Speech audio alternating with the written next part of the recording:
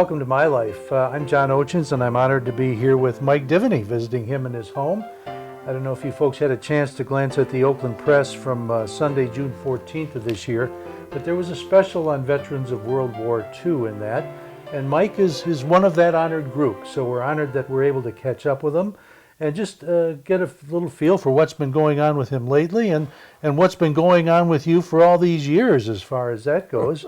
Thanks for having us over, Mike. I really appreciate that. You're welcome. You've lived here in Ortonville since 1999. Right. Before that, you were an East Sider. I believe you said Yes. Mount Clemens, did you say? Mount Clemens. All right. Yep. Over there by Selfridge. Yep. And you're involved with the Ortonville Historical Society and the VFW. You're a General Motors retiree. Sad to say that it's been 10 years since you lost your wife, Patricia, so unfortunately we won't be able to talk to her right here now. But we've got a lot of other things to talk about. Thanks again for letting us come by. Mm-hmm. First of all, tell me a little bit about this Ortonville Historical Society business. Well, I just joined it here recently because I was really impressed by their displays they have in there. And so I joined it, and I'm not active with it, you know. Well, you're just getting warmed up. Got a lot of ground to cover here. Let's back up a little bit. You were born where? I was actually born in Highland Park, In Highland Park. at the Highland Park Hospital. Okay. But when I was about 1, they moved into Detroit, All right. the east side. Over on the east side. Yeah. What did your father do? He worked at Dodge, Maine, and So he was in the automotive business. he was in, yeah, Was he working in the plant or? he worked in the foundry, really, Uh-huh. at the old Dodge, Maine, yeah. Uh-huh. He was there when they organized the union Was he in really? 37. Yeah, he was in the sit-down strike and so forth. Wow, exciting times. Yeah, yeah, Now, let's go one step further back from that. yeah, Did your grandparents live in the Detroit area? yeah. They did. Yep. In fact, we actually lived with my grandfather. Oh, and what did he do? He was a carpenter and sort of a general contractor type, Uh-huh. you know. And do And- their roots go back a long ways in Detroit? No, I think they came from, or their parents came from Germany. Okay, Yeah, that was my mother's side. I see. They came from Germany. Mhm. My father's side, they came from Ireland. Really? Yeah. If Yeah. you had to guess, roughly when would you say they each first touched their feet on American soil? Well, they were born here. Both of them were born here of immigrant parents. Your grandparents were, but your great-grandparents came from abroad, is that Yeah, right? in the 18 something or Okay. other, you know. Okay, very good. Yeah. All right, so tell me a little bit, how old were you when you left the city of Detroit? Well, I was in the 7th grade, and So you hadn't hit high school yet? no, we moved to East Detroit, Uh-huh. and that was because my grandfather's oldest son took over the house, Ah, and he went in a home, and so they moved in, and we had to get out. I understand. Yeah. Tell me about the grade school that you went to. Do you remember much about it? Sure. We went to a Catholic school, Which one? St. Anthony's, Uh-huh. right, which was right in our neighborhood there, you know. Back in those days, if I had to guess, I'd say that you were taught by nuns. Oh, yeah. Do you remember which order it was? I think it was Notre Dame. Ah, Sisters of Notre Dame. Yeah. Were they pretty strict? Oh, yeah. Oh, yeah. And see, I was in the 7th grade when we moved out to East Detroit. And so then they transferred me to St. Veronica's in East Detroit. St. Veronica's. Same nuns or different ones? You know, I think they were pretty much the same. But, Different order, same Yeah, yeah. Different order, same yardsticks, right? yeah, but but see, it only went to the 8th grade. Right. Then right? you went to high So school. then I went to East Detroit High. Okay, so you went from the Catholic grade school to a public high school. Yeah. Yep. What do you remember, generally speaking, about living in Detroit in those days? Well, I used to sell magazines, and I would hitchhike down Boulevard to Belle Isle every day in the summertime to go around selling magazines down That's at how Belle. you made your spending money back Yeah, then? yeah. Sold Liberty and Saturday Evening Post and all that stuff. Yeah. Oh. What do you remember? Were your parents pretty strict at home as far as your upbringing was concerned? Yeah, they were fairly strict, Made you I toe would the say. line? Oh, yeah, I did. I did a lot better than my older brother did. I guess. Why do you say that? Well, because when he was getting in a lot of trouble and getting a lot of whipping, I learned from that. I said, oh, I don't want to do that. I better not do that. How did you have fun in those days? Well, we used to just ride our bikes around anywhere. We'd ride them to Belle Isle a lot of times, and anywhere. Anywhere in the city. We went all over the place. Does it make you feel good to see the way they're bringing Belle Isle back these days? Oh, definitely. I loved Belle Isle. Because you have a lot of fond memories. Oh, there, yeah. too. Oh, yeah. Yeah. Let's talk about high school. Okay. Was high school where you met your wife? No. Okay. No. You No, actually, she was from a rival high school. She was from Roseville. I was from East Detroit. well, we're both East Siders, though. Yeah. Yeah. But going to East Detroit, was it a big difference for you switching from a Catholic school to a public school? Yeah, it was pretty different. Yeah. Was it? Did you like it? I could take it or leave it. Were you a Well, good see- student? No, I wasn't too bad of a student in the 9B, but then in January I went to the 9A, right?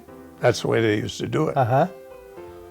And that's when I started to try to follow my brother into the Navy, but Oh.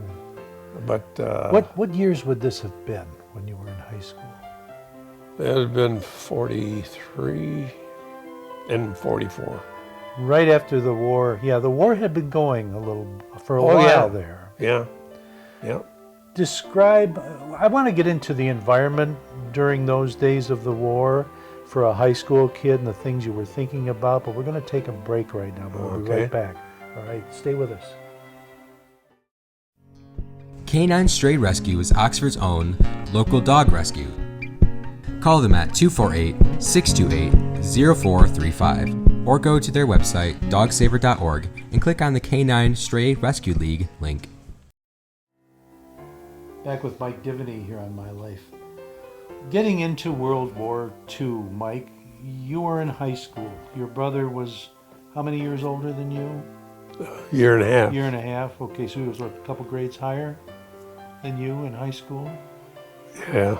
Tell me about what happened there as far as the war, getting into the service, that sort of thing. Well, when I was in the 9th grade,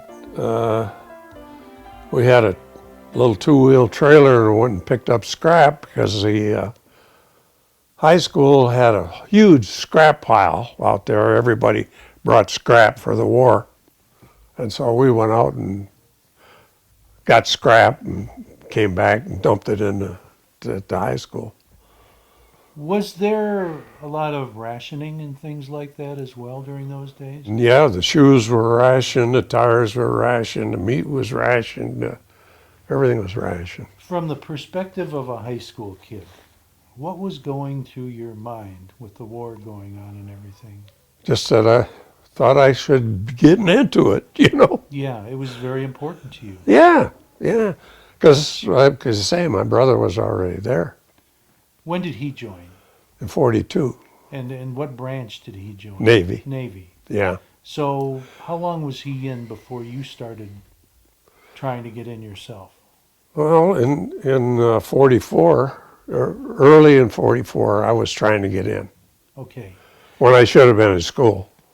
Okay, now, just so we all get this in perspective, Yeah. because we didn't live through what you lived through, was there a lot of that going on? Oh yeah. Kids trying to get in younger Oh, than, oh yeah. A and lot was of it because of a patriotic feeling that they needed well, to that get just involved? Or, for a kid, war is fun. Get in there, you know, fighting a war. You think it's great. it's something different to do. Oh yeah. Tell me about you personally and how you managed to get yourself into position for all that. Okay. Uh, First of all, I would go down and try to get in the Navy. I'd go downtown to the Federal Building on the How old were you streetcar. at that time? 15. 15, okay. 15. And I had to change my birth certificate to do it, erase You it. had to change your birth certificate. Yeah, it changed the number on there. And so I did that several times. And every time I went down there, some of my buddies would get in, and they had a forged birth certificate. And they would never take me. Did your parents know you were doing this? My mother did. Yeah, yeah. What did she say?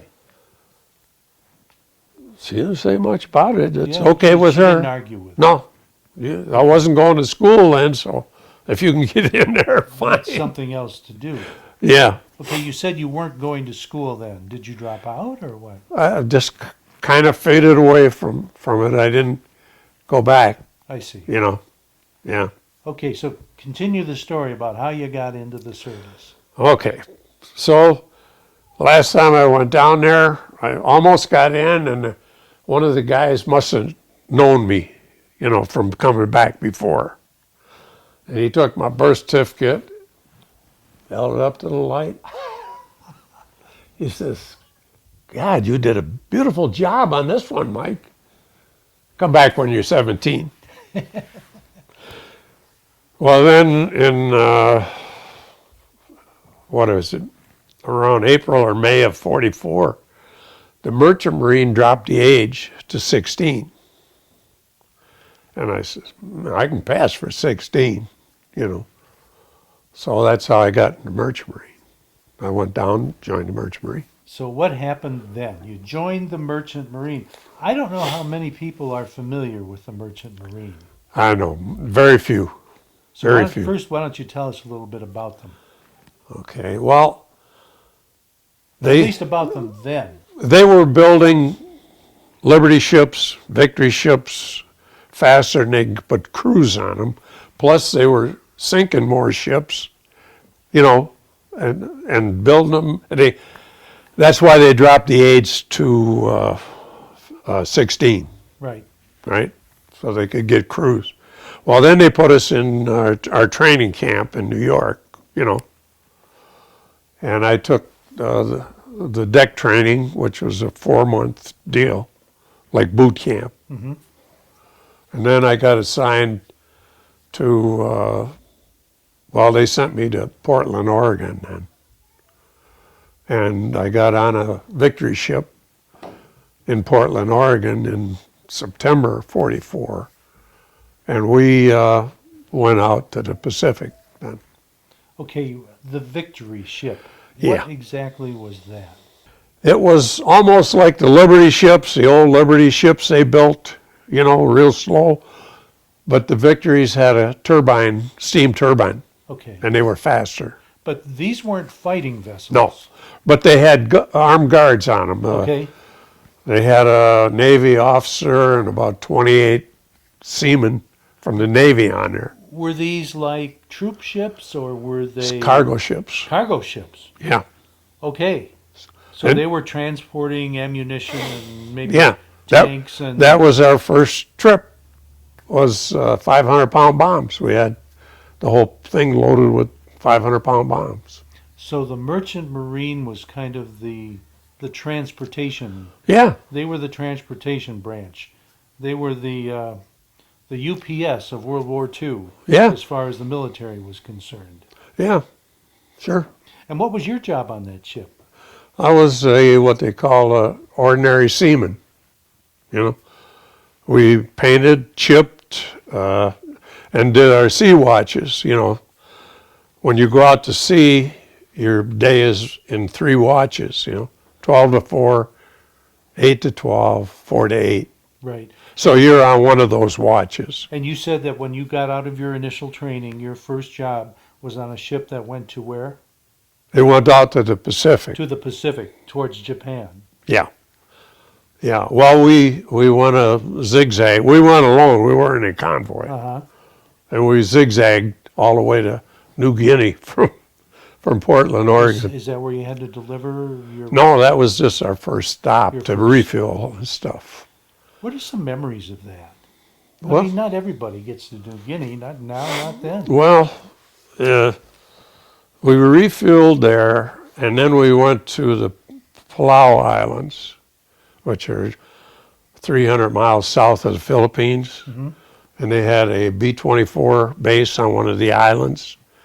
And we brought half of our bombs to that base because they hadn't taken the Philippines yet. They were just invading the Philippines Right. again at that time.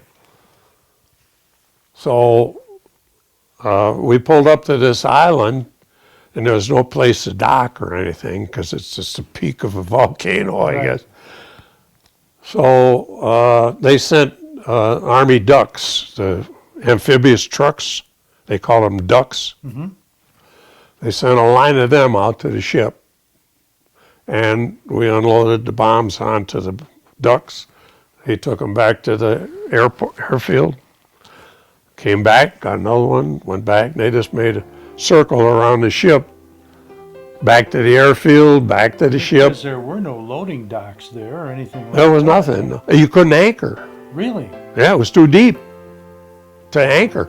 So we had to just kind of inch our way forward, turn around, inch our way back past the island as they came out. Very slow process. Yeah, and you could see this ring of ducks would just follow us and then turn around, follow us the other way. You know.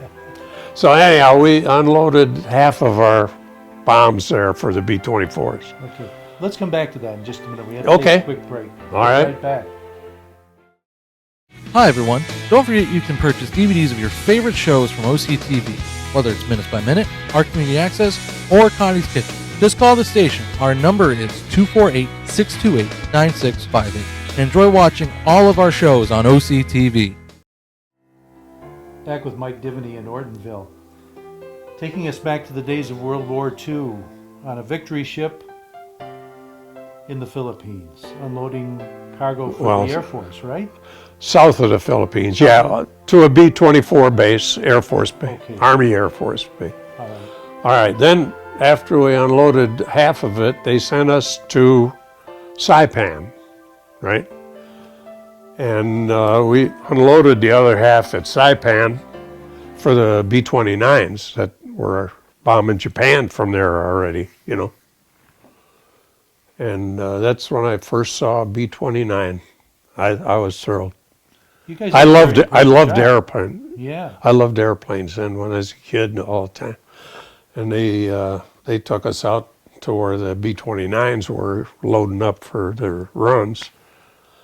And I was just impressed. The biggest thing I ever saw. How they get it in the air, I didn't know. Now, Mike, while you were in the Merchant Marines, you had a very interesting experience that involved your father.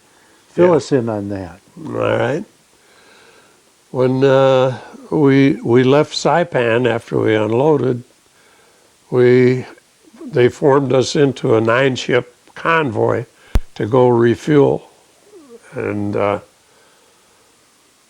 as soon as this was like on Christmas Eve of '44, and we were just leaving Saipan, and my dad noticed that there was a victory ship among us. Now, let's point out your dad was in the Merchant Marine at this time. At the same time as I was. He was in there during World War I as well, is that correct? He was in the Army in World War I over in France. So he was able to get back into the Merchant Marines during World War II. When they went to 16 years old to get Yeah. crews, Uh-huh. they also accepted older guys that wanted to be cooks on the ship. So that's what he did. So he went in at 44, and I mean, he was 44 years old, Okay. and he took the training to be a night cook and baker on the ship. All right, so he was right over in that part of the world where you were. He was there, but I didn't know it. I didn't know where he was, but my mom knew the name of my ship, and she wrote to my dad and said what ship I'm on. So he asked the captain, he says, can you find out the name of that Victory ship? And he says, sure. He found out it was the Ethiopia Victory. He says, hey, my son's on that ship. He says, well, you want to send him a Christmas greeting? And yeah. So he wrote out a little thing, Merry Christmas, have a nice trip. And the Navy signalman blinked that message over to my ship, So I'm down in the mess hall watching a big poker game going on. And the Navy signalman from our ship came down and he says, hey, I got a letter for you, Mike. And everybody, letter for you, right? Out in the middle of the Pacific. And he gave me this thing, and it was from my dad. And he says, do you want to send him a message back? Yeah, I sent a little message back. And they blinked it over to his ship. So Amazing. that's how I got my Christmas greeting that year. So But where did you go from there? well, from there we went back to the States, and I got off the ship in San Francisco after that. Right. And then I went home, and in less than 30 days, I went back out. But I went to New York that time and shipped. We started to ship out of New York, me and another guy. So that's where you eventually were released from the service in New York?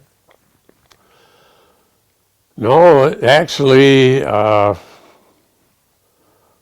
war had ended, and I was still sailing. Oh, really? Yeah. Okay. I mean, by that time they had taken the guns off the ships and everything else. And I sailed up until, 1948. I see. Let's talk more about that in a minute, but let's go back to 1945 because you've got an interesting story.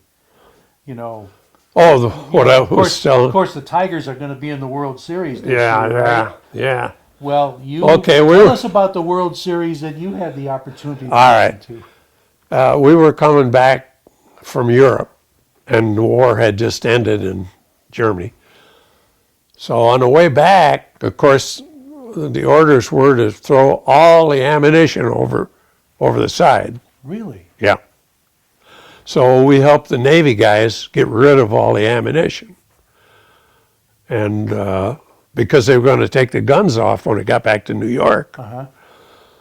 So we dumped all the 3-inch, 5-inch, 20 mil, everything we had over the side in the Atlantic on the way back. Well, about that time, the Tigers were in the World Series. And I was on the wheel, and I had a friend that was a radio operator, and he said, I'll hook up a speaker for you, so you can hear it. And that's when he hooked the speaker up to the bottom of the speaking tube, and it went up to the top where I was, and I could hear the World Series from there, Let's see. Who were a couple of the major players back in 1945? Well, Greenberg Hank Greenberg. He hit a home run, I think, in that game, that particular game I was hearing. And I'm embarrassed to say it, but I don't know who they were playing in that. Do you remember? The Cubs. Chicago Cubs? Chicago Cubs. Ah. Yeah, that was kind of ironic because the radio guy that helped me was from Chicago. And he helped you anyway. He helped me put that speaker in there. Yeah, to hear the game. Okay, what happened after that? We picked up surplus Army stuff in France. And delivered that to Buenos Aires to Argentina. Really? Yeah. And then from Argentina, we took a load of wheat from Argentina and took it to Ireland. But I'm saying this is after the war. This was Yeah, really. 47, you know. And on the way in to Buenos Aires, we refilled in the Canary Islands. And on the way back, we refilled in the Cape Verde Islands. And, yeah. How many years were you in the service altogether? Well, in the Merchant Marine, I was about 4 years. 4 years. Yeah, from 44 to 48. So what was going through your mind about what you wanted to do when you got out? Well, I like quit the Merchant Marine deal, and I worked in auto plants for a couple times, you know, in Detroit. And then Truman decided he's going to have another draft in 48. I don't know why. And I says, man, I tried to get in through the war. Now they're going to have me in 1A now. Even though you'd already served? Oh yeah, because when I hit 18, I had to register for the draft. And I was in the Merchant Marine, I had a 2A, you know, right? Right. Yeah. So then when I quit the Merchant Marine, now I'm 1A, right? So what happened? Well, we went down to Texas to ship out, me and another guy. So you were drafted? No, Oh, you weren't? no. We went down to ship out in the Merchant Marine again, Gotcha. you know, and then get our deferment back again, right? Well, there was no jobs in the Merchant Marine. They were putting foreign crews on these ships and all that's going on. So we actually joined the Army while we were down there. When did you meet Pat during all of this? Well, I knew her from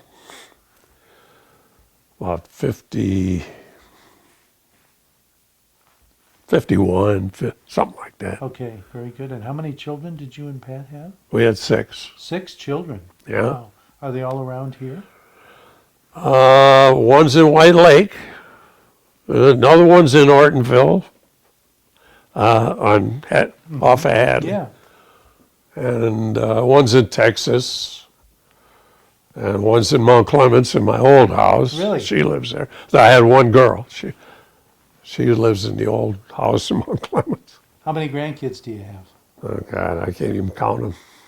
Do you have some great grandkids too? I got at least 8 to 10 great grandkids. Wow. Yeah. Well, as you think back on all this, if you had anything to do over again, would you want to, and would you do it any differently?